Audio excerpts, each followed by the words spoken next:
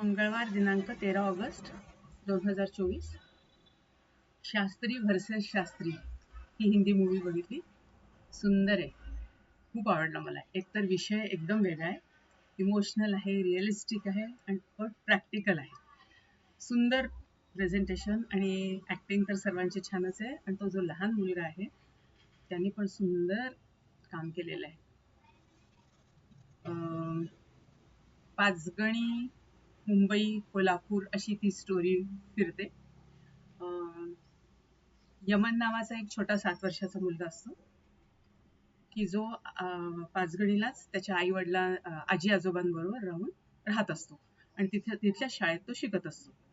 आणि त्याचे आई वडील कोल्हापूरला जॉब करत असतात. वडिलांचा सारखा जॉब धरसोड चालू असतो कारण टिकत नसतो एका ठिकाणी. आणि आईचा मात्र सुंदर जॉब असतो चांगला, पण सारखं टेन्शनचं काम असतं, पण ती पण बिझी असते म्हणजे तिच्या कामामध्ये. आणि तो 3 महिन्याचा असताना आजारी असल्यामुळे हे आजी आजोबा त्याला आपल्याबरोबर घेऊन आलेले असतात, पण तेव्हापासून तो त्यांच्याच बरोबर असतो. आणि आजोबा परेश रावल आणि आजी नीना कुलकर्णी. परेश रावल म्युझिकचा टीचर असतो आणि आजी पण आधी शाळेत आर्ट टीचर असते.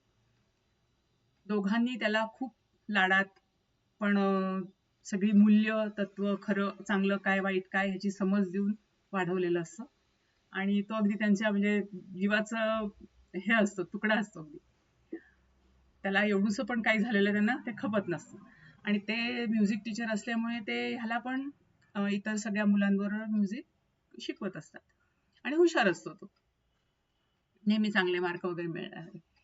त्यांना 2 मुलं असतात, तर त्यातला एक मुलगा कोल्हापूरला म्हणजे ह्याचे वडील यमनचे वडील, आणि दुसरा मुलगा वारला असतो, सुसाईड केलं असतं त्यांनी. आता आणि हे आई वडील त्यांचे दर विकेंडला वगैरे असे येत असतात भेटायला आपल्या मुलाला. आता होतं काय की ह्याला वाटायला लागतं की आता आपल्या म्हणजे दोघाही आई वडिलांना असं वाटायला लागतं की आता मुलांनी यमननी आपल्या बरोबर राहावं. पण ह्याचं सगळं धरसोड असं चालू असतं.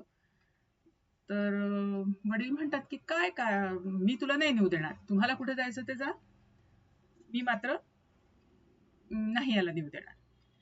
आणि तेवढ्यात एक त्याचा मित्र, त्या मुलाचं म्हणजे यमनच्या वडिलांचं नाव मल्हार असतं.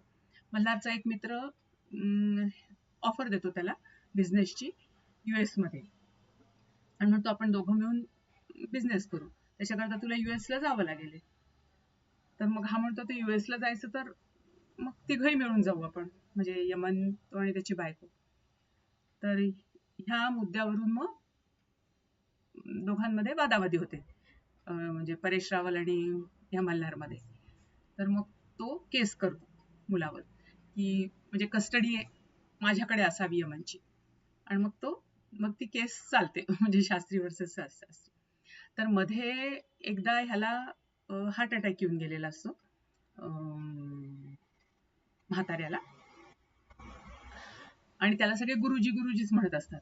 तर त्या गुरुजीला हार्ट अटॅक आलेला असतो आणि ECG पण काही नसतो, म्हणजे बायपास पण करायची गरज पडणार असते वगैरे वगैरे.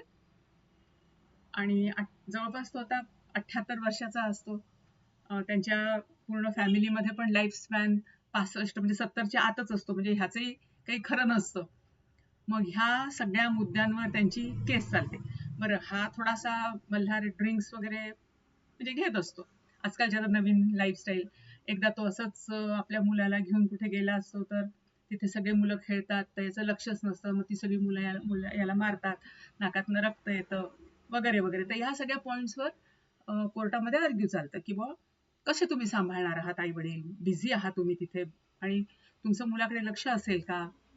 आणि ही या पॉइंटवर करते की तुम्ही म्हातारे आहात, आई म्हणजे आजीला आर्थरायटिस आहे, तुम्हाला हार्ट पेशंट आहात, तुम्ही कोणत्या बेसिसवर, तुम्हाला फक्त मोह आहे म्हणायचा, म्हणजे असं म्हणजे बरेच आर्ग्यू होतात.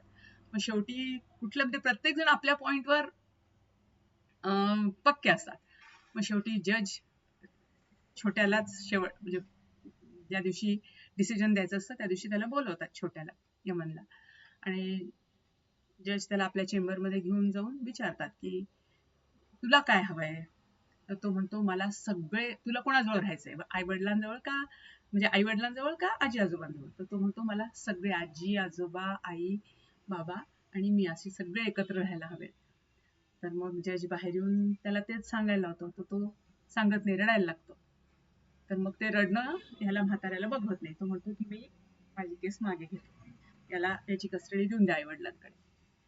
मग झालं, हे लोक निघतात जायला. पण हा एअरपोर्टवर लपून बसतो. जसेच हे लोक सामान काढत असतात, ट्रॉली घ्यायला जाते ती आई, तर हा लपून बसतो.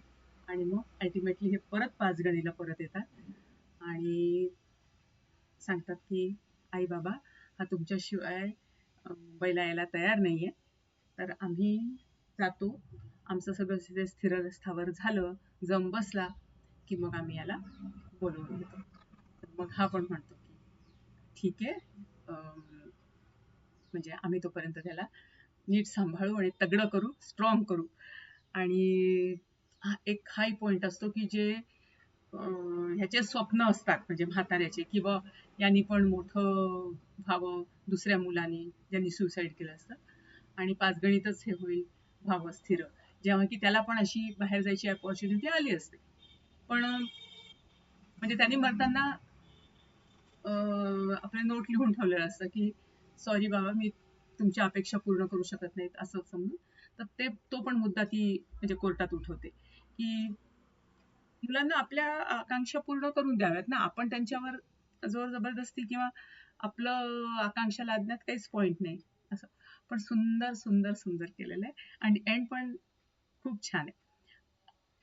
म्हणजे प्रत्येकाने थोडस ऍडजस्टमेंट्स आणि आपले थोडेसे इमोशन्स बाजूला ठेवून, इमोशनल तर प्रत्येक जण असतोच, इमोशन्स बाजूला ठेवून थोडस प्रॅक्टिकली पण विचार केला पाहिजे.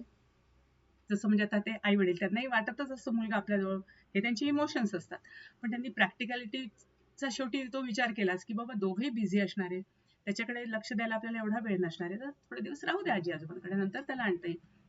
हा त्यांनी आधी विचार केला असता तर एवढी केसची वेळच झाली नसते. आणि हेच म्हाताऱ्या आजोबांनी विचार केला असता की बाबा जाऊ द्या आई वडिलांबरोबर, त्यांना त्रास झाला तर ते आणून सोडतीलच, आपण जबरदस्ती करण्यात पॉइंट नाही की तो इथे शिकेल, इथेच सगळं चांगलं आहे, इथेच त्याचं सगळं आहे. तसं दोघांनी आपला हट्ट, इगो बांधून ठेवण्यात काहीच, पकडून ठेवण्यात काहीच पॉइंट नसतो. आणि शेवटी तेच दाखवलंय. आणि मग त्याच्यातला मिड पॉइंट निघून आणि मग सगळं ऑल वेल होते. आणि मला आवडलं, खूप सुंदर आहे.